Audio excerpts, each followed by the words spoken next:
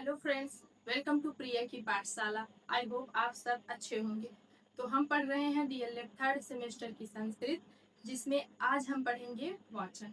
तो वाचन होता क्या है, कितने प्रकार होते हैं इसके, या फिर अनुकरण वाचन, ये सभी चीजें एग्जाम में जो भी पूछता है वो आज हम सीखेंगे। तो चलिए देखते हैं वाचन किसे कहते हैं। तो आइए देखिए।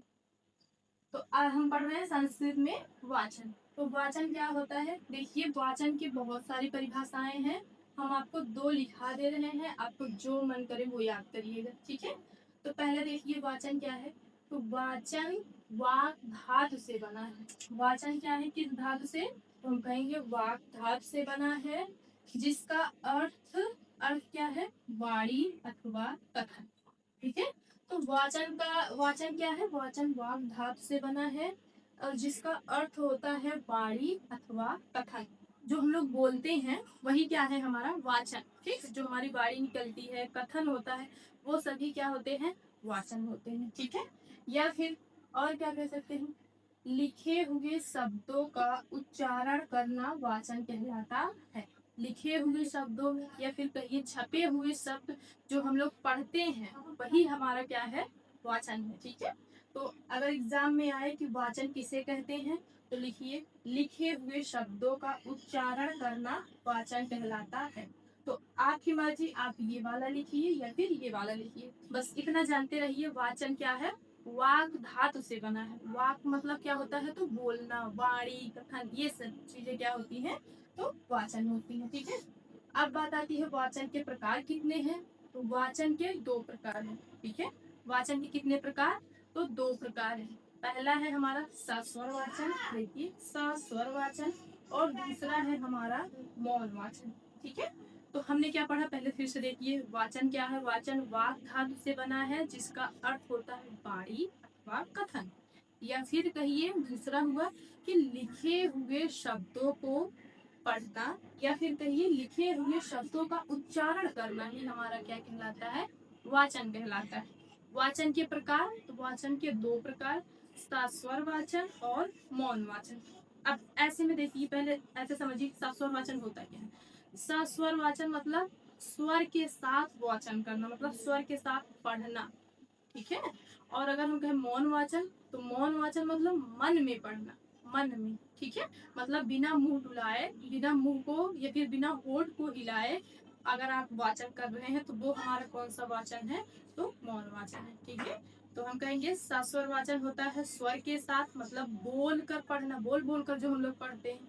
और मौन वाचन होता है जो मन में पढ़ते हैं, ठीक है। तो अब चलिए आगे देखिए, सस्वर वाचन क्या होते हैं और मौन वाचन क्या होते हैं, इनकी हम परिभाषा देखेंगे और इनके भी प्रकार हैं, ठीक है। पर जरूरी कौन से प्रकार है, एक दो प्रकार इसके ज्यादा महत्वपूर्ण है, एग्जाम में वही पूछे जाते हैं, तो हम आपको वही बताएंगे, ठीक है। तो चलिए देखते हैं हम सस्वर वाचन और मौन वाचन की परिभाषा, ठीक। तो देखिए वाचन के कितने प्रकार, तो हम बताए वाचन के दो प्रकार, सस्वर वाचन और मौन वाचन।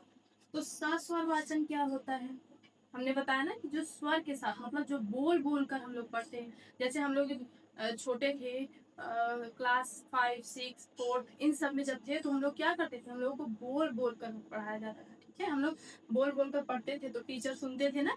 तो सेम वही है, वो जो हम बोल बोल कर पढ़ते थे वो हमारा क्या होता था, सस्वर वाचन, ठीक है। अगर आवाज बाहर आ रही है, जैसे ये होठ, मतलब होठ क्या हो रहे हैं, हिल रहे हैं ना, मतलब हम जो बोल रहे हैं आप सुन रहे हैं, तो वो ये क्या है, सस्वर वाचन है। लेकिन अगर हम मन में ही कुछ बोल रहे हैं, मन में ही कुछ पढ़ रहे हैं, तो वो हमारे क्या है, तो मौन वाचन, ठीक है। अब आप इसको परिभाषा में कैसे लिखोगे, तो स्वर के साथ किया जाने वाला वाचन सस्वर वाचन कहलाता है। तो स्वर के साथ मतलब वही बोल कर, ठीक है। अगर आप स्वर के साथ भूल जाओ तो सस्वर वाचन मतलब ये समझ लेना कि बोल कर किया जाने वाला उच्चारण या फिर बोल कर किया जाने वाला वाचन हमारा क्या है, सस्वर वाचन, ठीक है। तो एग्जाम में आप लिखिएगा स्वर के साथ किया जाने वाला वाचन सस्वर वाचन कहलाता है, ठीक। एग्जाम में आज सस्वर वाचन के प्रकार कितने, तो आप बताइए दो प्रकार, आदर्श वाचन और अनुकरण वाचन, ठीक है।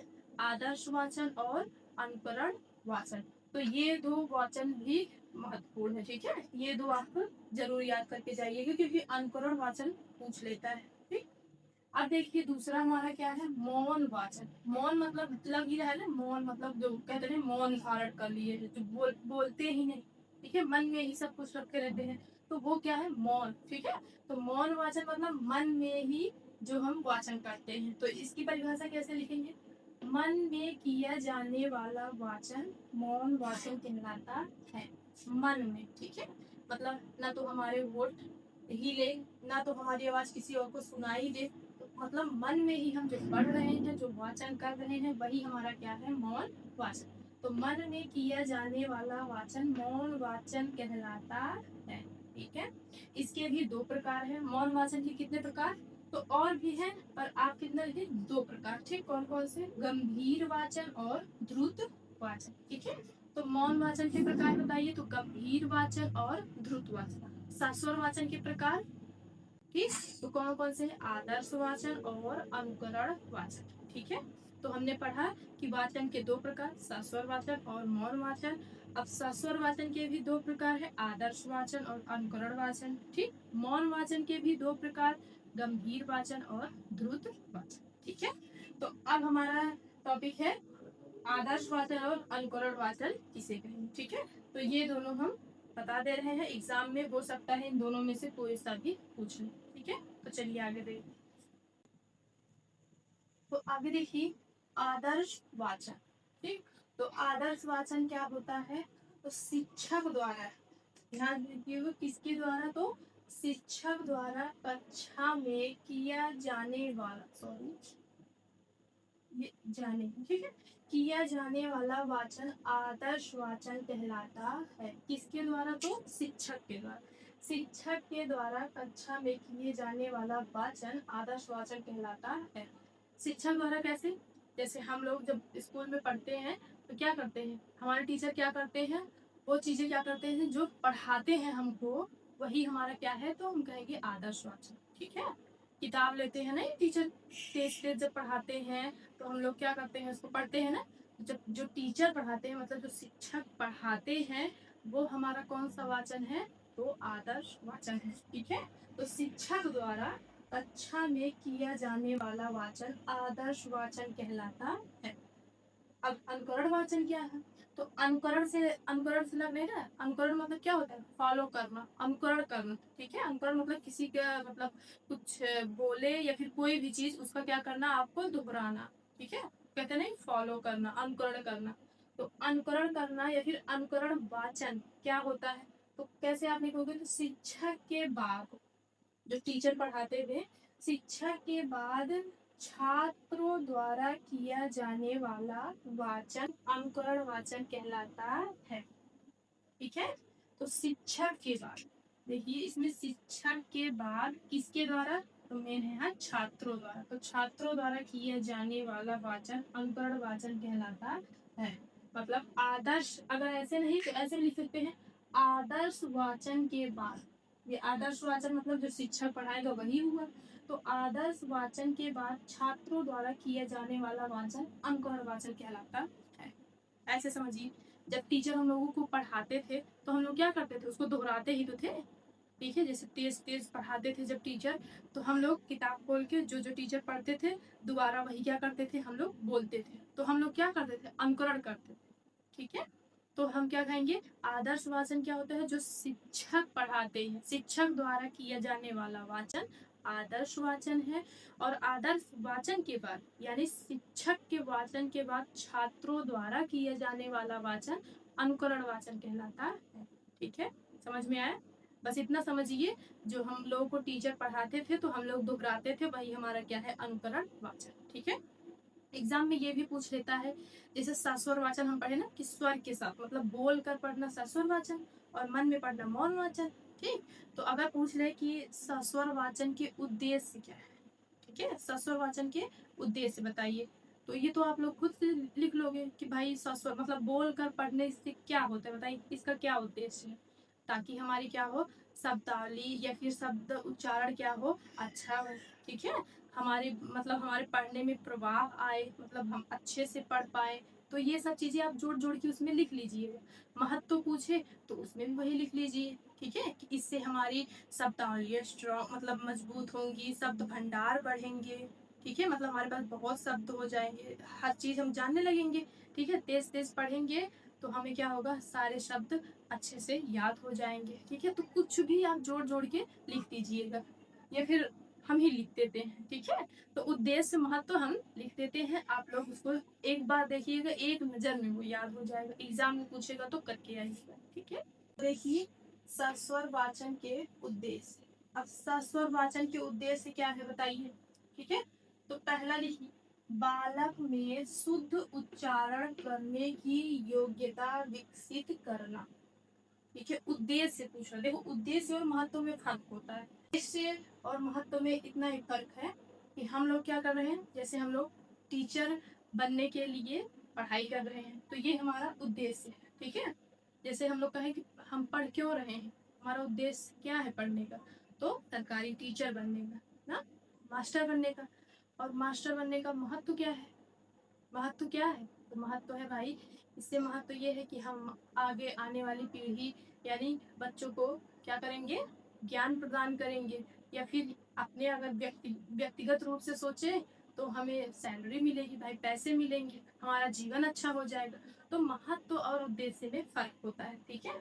तो सस्वर वाचन के उद्देश्य क्या है, तो कहेंगे बालक में शुद्ध उच्चारण करने की योग्यता विकसित करना। जैसे हम लोग, जैसे आप लोग टीचर बन गए तो क्या होगा, आप बच्चों को क्यों पढ़ाएंगे कि खड़े होके पढ़ो, खड़े होके तेज तेज पढ़ो, क्यों पढ़ाओगे, इसीलिए पढ़ाएंगे ना, क्योंकि उसका ताकि उच्चारण जो गलत गलत वो कर रहा हो, अगर हम सुनेंगे तो उसको बताएंगे तो वो क्या करने लगेगा, शुद्ध उच्चारण करने लगेगा, ठीक है। तो बालक में शुद्ध उच्चारण करने की योग्यता विकसित होगी। दूसरा, भाषा प्रवाह और स्पष्टता पर ध्यान देना। भाषा प्रवाह मतलब वो मतलब किस तरीके से वो भाषा बोल रहा है, प्रवाह मतलब फ्लुएंसी, ठीक है, जो इंग्लिश में होता है।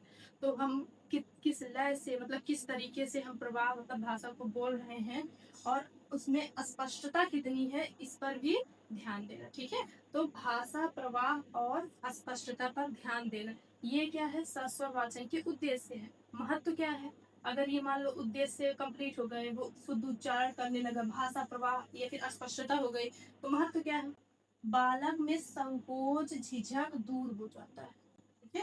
आप बच्चे को खड़े करा के अगर पढ़ाएंगे, जो बच्चा डर रहा होगा तो वो क्या करेगा, पढ़ ही नहीं पाएगा, जबकि उसको आता रहेगा। अक्सर आप देखे होंगे ना, जब हम लोग 15 अगस्त 26 जनवरी में गाना गाने को बोला जाता था, तो आते हुए भी हम लोग क्या करते थे, नहीं गा पाते थे, क्यों, क्योंकि हमारे अंदर संकोच और झिझक थी, ठीक है।